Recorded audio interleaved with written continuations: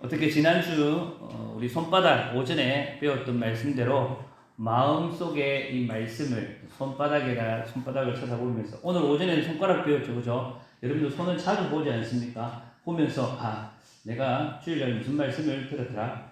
어떤 말씀을 배웠더라? 늘 그래서 하나님이 나를 인도하시는 것, 그것을 경험할 수 있으면 정말 좋겠습니다.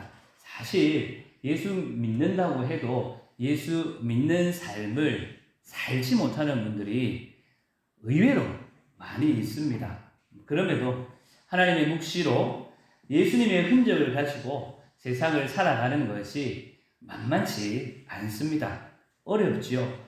쉬운 듯 보여도 예수 믿는 게 참 쉽다고 말들 하지만 어떻게 보면 정말 어려운 게 또 예수님 믿는 것, 또 신앙생활, 교회생활 하는 겁니다. 그러니 하나님께서 내게 베풀어 주셨던 그 구원의 은혜를 잊지 마시고 내게 주신 그 은혜에 내가 어떻게 보답하며 살까? 오늘 하나님의 묵시로 이 세상을 살고자 힘쓰고 애쓰며 그럴 때에 우리 하나님이 주시는 인내로 이 믿음의 길을 함께 잘 걸어갈 수 있기를 바랍니다. 오늘 오후에도 계속 하박국 말씀을 함께 살필 텐데 하박국은 3장까지 길지 않은 짧은 말씀입니다. 크게 세 덩어리로 나눌 수가 있는데 하박국이 하나님 앞에 하나님 왜 이랬습니까? 라고 외치는 호소하는 부분이 크게 두 부분이 있고 그 호소에 하나님이 연이어서 응답해 주십니다. 그리고 마지막 한 부분은 하박국이 하나님 앞에 진짜 제대로 된 감사의 기도를 드리는 내용으로 정리할 수 있습니다. 오늘은 첫 번째 호소라고 할 수 있는 이 부분, 오늘 본문 2절에서 4절. 사실은 호소도 기도이기는 하지만 기도보다는 단식에 가깝습니다. 단식이라는 거, 말도 못하고 한숨만 푹 쉬는 거, 그런 걸 단식이라 하죠. 그래서 오늘 저는 말씀 제목을 단식하는 성도. 하박국이 지금 뭐 하고 있냐면 단식하고 있거든요. 오늘 우리도 하박국처럼 단식할 때가 있습니다. 그래서 제목을 단식하는 성도 이렇게 정했습니다. 우리가 늘 예수님 믿고 천국 가는 그날까지 좀 잘 풀려가지고 기쁘고 즐겁고 행복한 일만 있었으면 좋겠지만 참 그렇지를 못합니다. 더군다나 오늘 선지자라고 하는 하박국도 한숨 푹 쉬어가면서 하나님 앞에 어쩌면 삿대질하면서 하나님을 원망하는 원망투로 호소하고 있습니다. 오늘 2절 말씀을 같이 함께 다시 한 번 더 보겠습니다. 같이 읽겠습니다. 여호와여 내가 부르짖어도 주께서 듣지 아니하시니 어느 때까지이리까 내가 강포를 인하여 외쳐도 주께서 구원치 아니하시나이다. 제가 상주 사투리를 알면 이 사투리대로 이걸 딱 풀어 헤치면 이 대목이 정말 맛깔스럽습니다. 우리 동네 사투리로 하면 어휴 이게 사실은 요 1절 2절에서 넘어가는 요 대목에서 하박국의 실제 우리식의 표현이라고 할 수가 있습니다. 제가 요즘 상주 사투리를 좀 많이 배우고 있더라고요. 이 좀 배우고 나면 사투리 써가면서 여러분들에게 조금 더 성경의 내용들이 어떻게 더 실감나게 날 수 있을지 고민을 해보겠습니다. 아무튼 이 말은 처음부터 선지자라고 하는 사람이 하나님 앞에 한숨만 푹 쉬어가면서 도대체 하나님 어디 있습니까? 그런 말투로 시작되는 말씀입니다.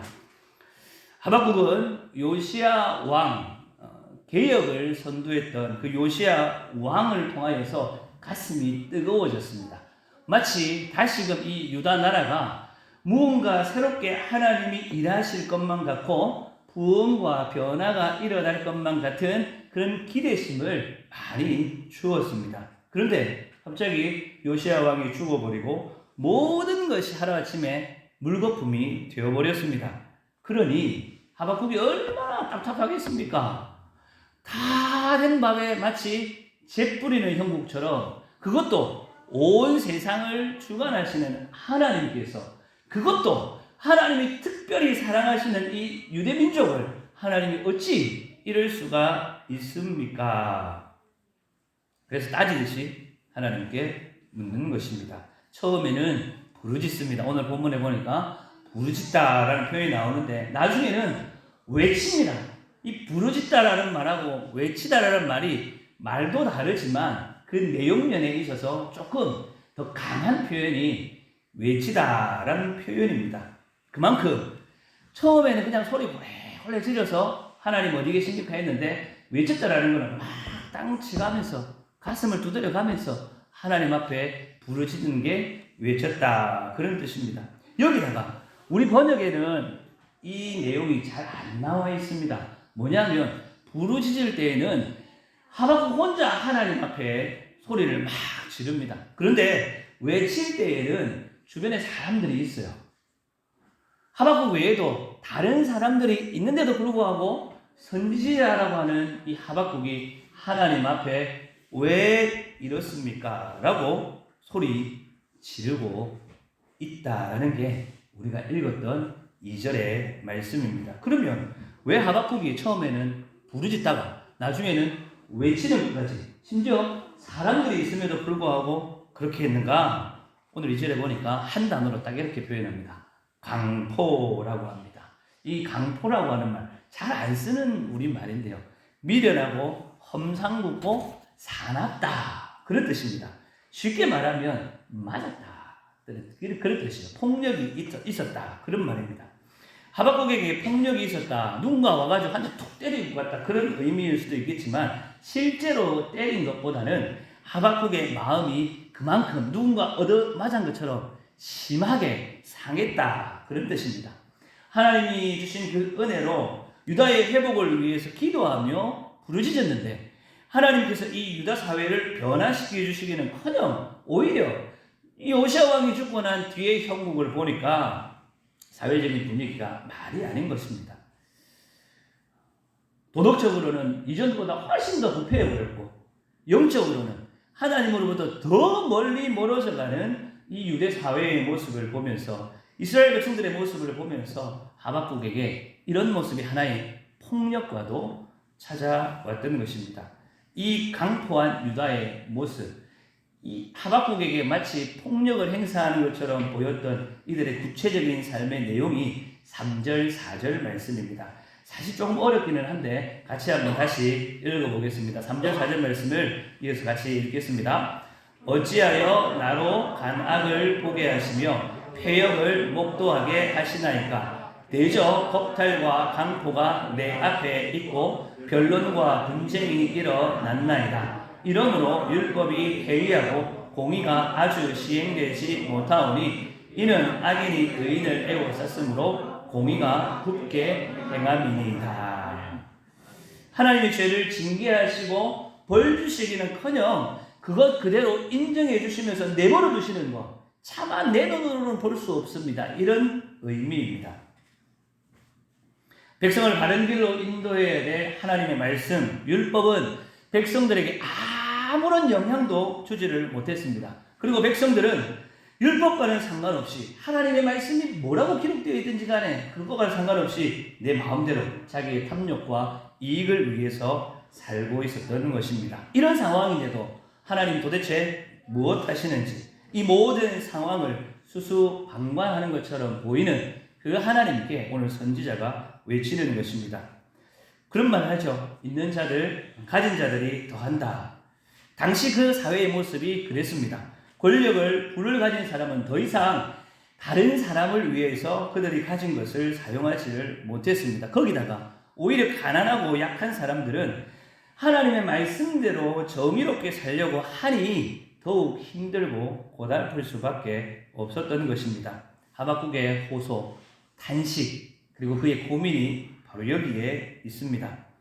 하박국은 이 땅에 악이 존재하는 것 그 자체를 문제 삼지는 않습니다. 얼마든지 악한 일이 일어날 수 있다라고 봅니다. 다만 그 악이 이 정도로 판을 치는데 널리 이 사회에 퍼져 있는데도 불구하고 하나님은 뭐 하시는지 그리고 그때 하나님은 어디 계셨는지 원망하고 불평을 쏟아내고 있는 것입니다. 하지만 하나님 앞에 하박국이 이렇게 하나님을 찾으면서 외치고 있지만 실제로 말만 하나님 앞에 있지 사실은 하나님 앞에 있지를 못했습니다. 그가 실제로 보고 있는 건 방금 우리가 읽었던 3절, 4절 내용 속에 그대로 있습니다. 그가 보고 있던 건 강포였고 죄악이었고 폐역이었고 겁탈이었고 변론이었고 논쟁 이런 것들만 사실을 보고 있었던 것입니다. 하나님 어디 계십니까? 하나님께로 말은 하고 있는데 실제로는 답답한 현실을 보면서 하나님 어디 계시냐고 원망 불평하고 있었던 것입니다. 그런데 놀라운 것은 하나님을 향하여서 부르짖다 못해 외치며 원망하고 불평하는 이 하박국이 처음부터 끝까지 그럼 그렇게 해서 끝나버리는가? 그렇지는 않습니다. 이후에 하박국이 그 앞에 놓인 현실을 넘어서 이제 진짜 하나님을 보는 모습을 우리가 계속 성경을 보면서 발견하게 될 것입니다. 그렇다고 우리가 보는 그 하박국의 모습이 달라져 가는데 그러면 그 주변에 놓여있던 그 상황들, 현실은 동시에 바뀌었느냐? 아니요. 하나도 안 바뀌었습니다. 현실은 전혀 달라진 것이 없는데 하나님 앞에 외치던 선지자 하박국은 변한 것입니다. 왜 변했냐? 하박국이 더 이상 현실을 보지 않고 현실 너머에 있는 하나님을 제대로 보기 시작했기 때문입니다. 그래서 우리가 오늘 본문 속에서 유심히 살펴야 될 것은 그의 이 달라진 모습이 어디에서부터 출발했었는가? 다름 아닌 하나님을 향한 고소, 원망, 불평, 탄식과 외침에서 이 변화의 움직임이 사실은 시작되었다라는 것입니다. 이것이 오늘 우리에게 사실은 위로이고 은혜입니다. 왜냐하면 그렇지 않습니까? 우리 역시 하나님 앞에 원망하고 탄식하며 불평할 때가 얼마나 많지 않습니까? 하나님 앞에 있다고 하지만 실제로는 무엇을 보면서요? 현실을 보면서 내게 주어진 환경을 보면서 하나님 왜 이러냐? 그러면서 하나님 앞에 예배하기도 하고 기도하기도 하고 섬긴다고 하면서 하나님을 가까이 하면서 하나님 앞에 있다고 말하지 않습니까? 우리 성도들에게 오늘 하박국처럼 하나님 어디 계십니까? 하나님 왜 이런 일을 내가 겪어야 합니까? 라면서 답답한 심정으로 한숨 짓는 하나님 앞에 외쳐대는 이런 일이 없다면 참 다행입니다. 정말 그런 일들이 여러분들에게 없었으면 좋겠습니다. 가슴 치면서 답답해가지고 하나님 앞에 나와서 기도하는 것 그런 성도들 보고 있는 목회자의 마음이 얼마나 답답한 줄 아십니까? 그리고 저 역시도 마찬가지입니다. 그런 일이 없으면 저도 좋고 여러분들도 좋겠습니다. 그런데 말입니다. 이런 질문, 하나님 어디 계십니까? 도대체 하나님 뭐 하고 계십니까? 이런 질문을 여러분 신앙생활 시작해가지고 단 한 번도 해본 적이 없다고 한다면 어쩌면 아직 믿음이 무엇인지 신앙이 무엇인지 잘 모른다고 봐도 틀린 말이 아닙니다. 왜냐하면 사실 우리 신앙이라는 게 우리의 믿음이라는 게 이런 풀리지 않는 이 인생의 질문 그리고 그 질문을 비록 하나님 앞에 섰다고 하지만 세상을 바라보면서 기도하는 외쳐대는 그 모습을 통하여서 자라나기 때문입니다. 하나님을 향해 내 인생에 풀리지 않는 문제에 대한 질문과 외침을 통하여서 사실은 내가 이전에는 알지 못하던 하나님의 모습을 만나게 되는 것입니다. 우리가 그런 말씀을 많이 듣죠. 전능하신 하나님은 우리에게 감당할 만한 시험만 허락하신다. 근데 여러분 경험해 보셨지 않습니까? 이 시험이 감당할 만하던가요? 감당하기 힘들죠. 제발 그런 시험들을 좀 안 왔으면 좋겠습니다. 그래서 보면 이 시험이 하나님 편에서는 감당할 만한 시험인지 몰라도 시험 당하는 우리 편에서는 결코 감당할 만한 것이 아닙니다.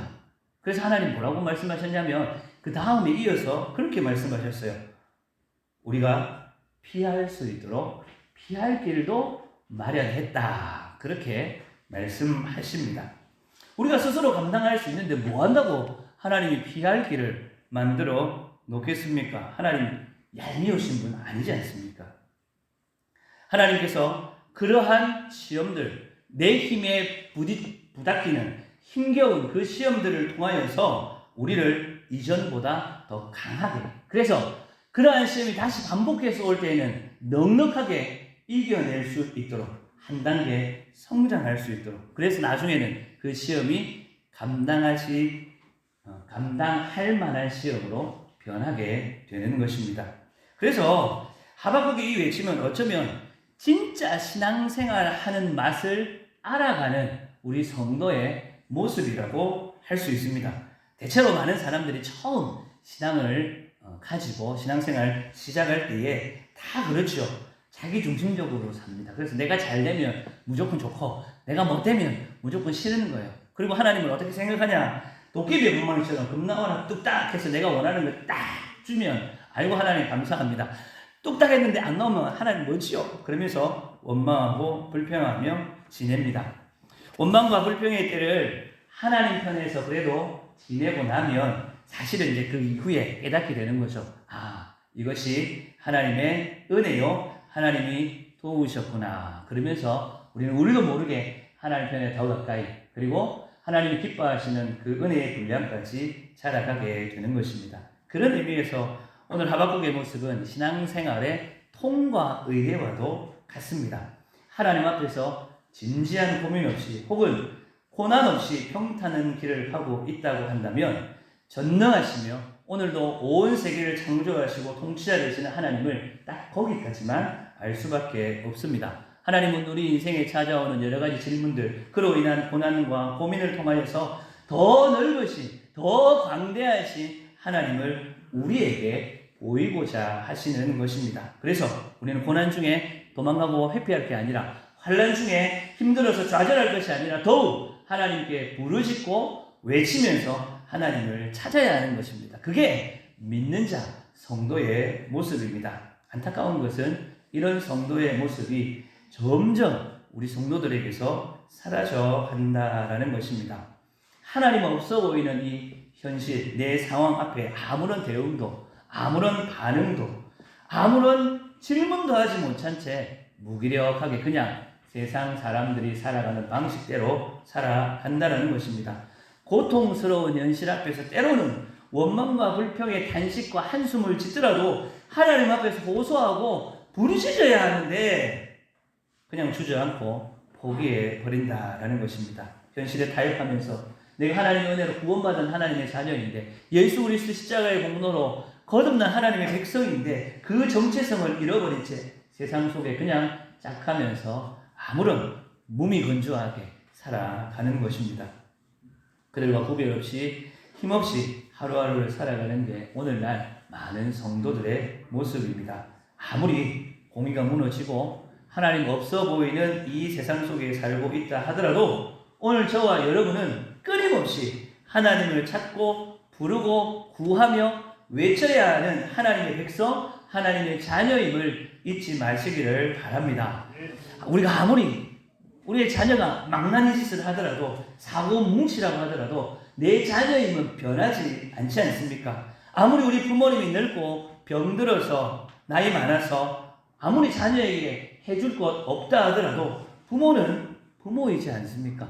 이처럼 하나님의 백성은 어떤 상황과 형편에 처해 있다 할지라도, 비록 그것이 오늘 내 삶의 죽음에 이르는 극한 상황이라 할지라도 우리가 잊지 말아야 될 것, 하나님이 내 아버지요, 나는 그분의 자녀이며 내가 구하고 의지하며 바랄 곳은 하나님 아버지 한 분밖에 없다라는 것. 그래서 그 아버지 앞에 내 모든 상황과 형편들을 다 고해야 된다는 것 꼭 기억하시기를 바랍니다.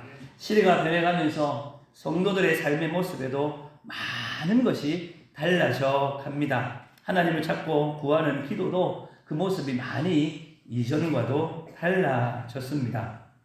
요즘 기도원을 찾는 사람들이 별로 없다고 하셔. 제가 친한 목사님이 기도원의 부원장으로 계시는데 요즘 기도원에 사람들이 많이 오지 않는다고 합니다. 그래서 시설도 다시 싹 바꾸고 새롭게 했는데도 예전만치 못하다 그렇게 합니다.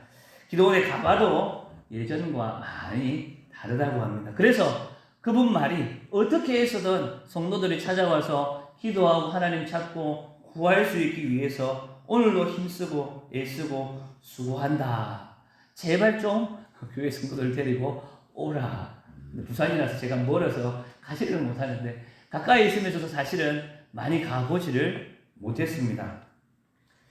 굳이 우리가 기도원까지 가지 않더라도 이전에 우리 부모님들, 우리 신앙의 선배들이 신앙생활했던 거 기억하면 참 옛날에는 소리치면서 제가 막 가슴을 두드렸지만 두드려가면서 땅을 쳐가면서 그렇게 하나님 앞에 기도했던 우리 선배들이 있었습니다. 하나님의 백성은 오늘 내가 당하고 있는 이 삶의 현실, 그로 인한 내 아픔뿐만 아니라 이 시대가 겪고 있는 고통과 아픔까지도 우리의 가슴에 담고 하나님 앞에 외칠 수 있어야 합니다. 오늘 하박국과 같이 하나님을 찾고 구하고 부르짖고 안 되면 외치기도 해야 하는 것입니다. 요즘은 우리 교회는 전혀 그렇지 않을 거라고 봅니다. 아직 제가 한 번도 이렇게 기도하자고 안 했던 것 같은데 이제 한 달 넘어가면서 언젠간 제가 또 이렇게 기도하고자 여러분들에게 요구할지도 모릅니다. 주여 삼창, 주여 주여 주여. 한 번은 제가 주여 한번 부르고 기도하자는 하는데 새벽마다 삼창은 잘 안 합니다. 왜 안 하냐면 요새 주여 삼창하면요 사람들이 이상하게 봅니다. 그런 거 아십니까? 요즘 신앙생활 하시는 분들은 그런 걸 많이 보아오지 못했기 때문에 주여 삼창하면 좀 이단 아닌가? 좀 너무 극성분자들 아닌가? 그렇게 생각하는 분들도 있습니다. 그런데 사실 이 주여 삼창 속에는 우리의 기도의 소원, 우리의 간절함이 담겨져 있습니다. 하나님을 향한 그 단식, 그리고 그 아픔이 이 주여라고 외치는 그 소리 속에 담겨 있다는 것입니다. 그리고 성경 속에도 사실은 이 주여를 외치는 하나님의 사람들이 많이 있습니다. 특별히 다니엘 9장 19절, 우리 다니엘에 보면 이런 말씀이 있습니다. 우리 앞에 아마 띄워줄 겁니다. 같이 읽어보겠습니다. 함께 읽겠습니다. 주여 들으소서, 주여 용서하소서, 주여 들으시고 행하소서, 지체치 마옵소서. 나의 하나님이여 주 자신을 위하여 하시옵소서. 이는 주의 성과 주의 백성이 주의 이름으로 일컫는 바 됨이니이다. 아멘. 다니엘이 비록 주여 주여 주여 사이에 들으소서, 용서하소서, 들으시고 행하소서라고 하는 중간에 단식 외에도 기도의 외침들이 있지만 다니엘의 간절함이 이 기도에는 담겨져 있습니다. 사랑하는 성도 여러분, 하나님 앞에서 원망하고 불평하는 것, 탄식하는 것, 어쩌면 오랜 시간 동안 신앙생활 해오신 우리 어르신들, 하나님 앞에 이거 불경한 행동 아닌가? 어떻게 하나님 아버지 앞에 우리가 단식하면서 원망하면서 한숨 지으며 기도할 수 있는가? 그런 생각이 드시기도 할 것입니다. 아닙니다. 절대로 아닙니다. 전혀 불경스러운 게 아닙니다. 진짜 불경스러운 건 상황이 이런데도 하나님 찾지도 구하지도 않는 것이 사실은 진짜 불경한 것입니다. 때로는 원망과 불평으로 탄식하면서 우리 하나님을 찾으며 그 앞에 갈지라도 그곳에서 우리가 하나님을 찾는 그곳에서 우리를 향하신 하나님의 긍휼과 은혜를 분명 우리는 만나게 될 것입니다. 부디 비옥기는 여러 상황들이 여러분 앞에 놓여지겠지만 그 상황이 답답할 때에 속상할 때에 실망하거나 좌절하지 마시고 원망과 불평 섞인 탄식과 한숨이라 할지라도 하나님께 나아가서 부르짖고 외치는 저와 여러분들, 우리 모든 화동교회 성도님들 되시기를 간절히 소원합니다.